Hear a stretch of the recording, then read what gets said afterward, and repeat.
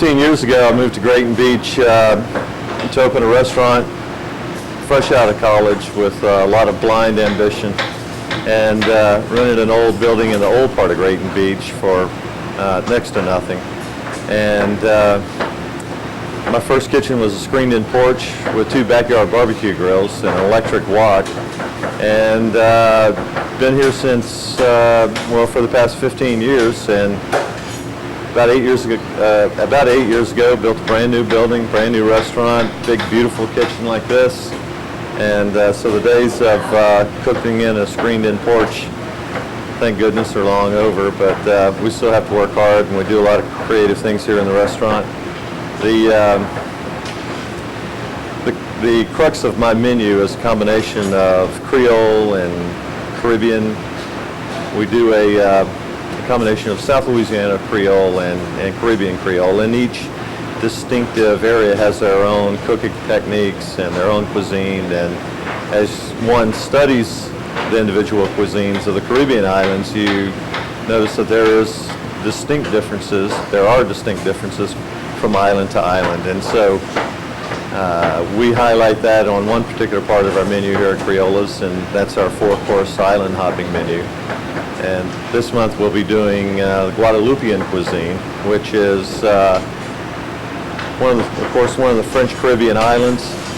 Its sister island is the island of Martinique. Martinican cuisine is more based upon Parisian influences, and the Guadalupean cuisine is more traditional island cuisine, African influences, native Carib Indians. So nevertheless, we have a lot of fun with it. We have a lot of interesting ingredients that we can work with, and I'm lucky enough to have a great staff of culinary professionals to work with that get as jazzed about creating new dishes as I do. What I'm going to be doing here is it's kind of a new style of Caribbean influenced duck. This is a Muscovy duck breast. I'm just trimming a little bit of the fat off of it right now.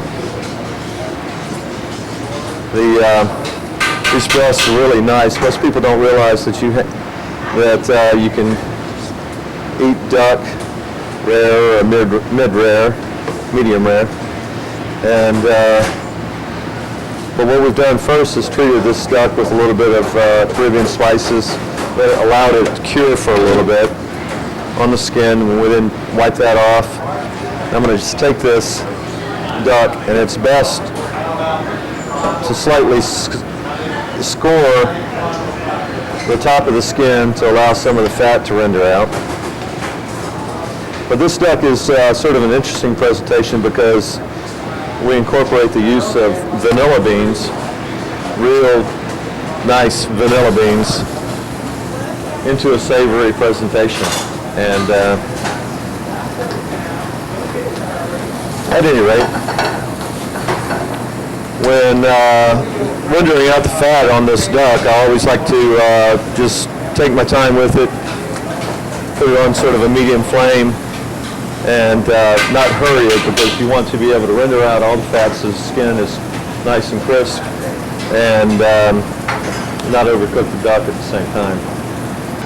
Right now, all I'm taking is, as this duck renders down, I'll take this, which is a cake made from risotto, and it has some basil and some mango into it. So again, risotto being a traditional Italian presentation, we make it into a cake with some basil and some mango, sort of a contemporary mixture of ingredients, and then we'll just sear this off.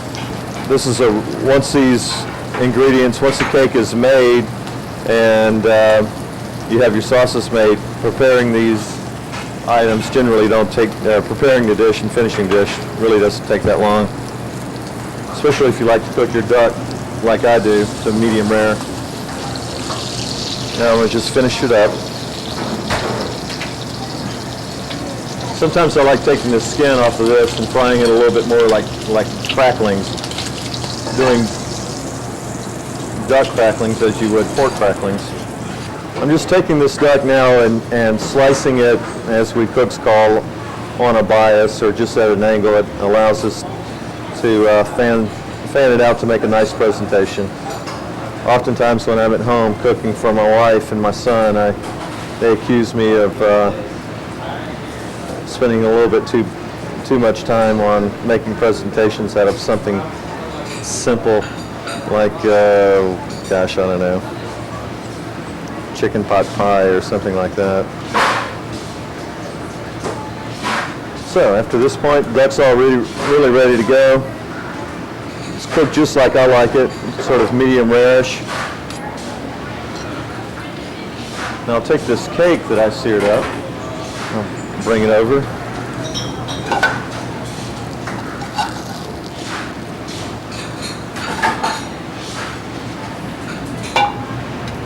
Part of the fun of having your own restaurant is being able to play with dishes, and it's kind of a cool little glass and gold-plated dish here that we have. This presentation, I like to take these French green beans that we've already poached off, and I'll take and use the same pan that the duck was rendered in. All we really need to do is just heat these up, salt and pepper them.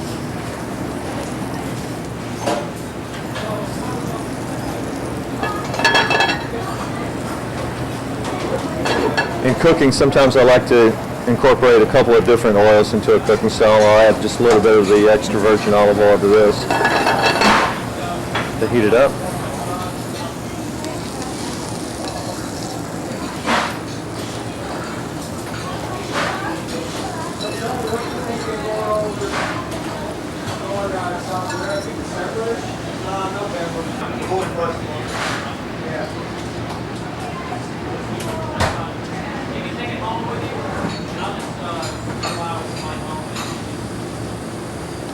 Just fan out your duck here for a nice presentation.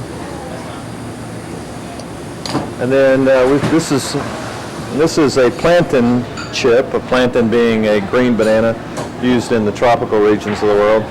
And we've made a little chip out of it for a little garniture. We'll put this underneath our cake. And here we have some vanilla bean that's been oven roasted and then pureed.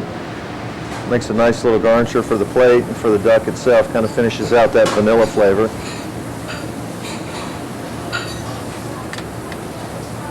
Little citrus zest. These things are all easy to prepare ahead of time. This is a little red bell pepper emulsion. Cooks these days, contemporary cooks, enjoy painting plates with sauces. And that's essentially what I'm doing here.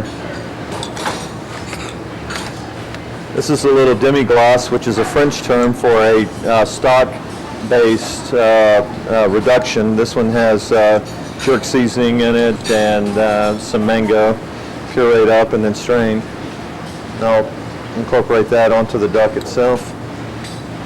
Paint the plate.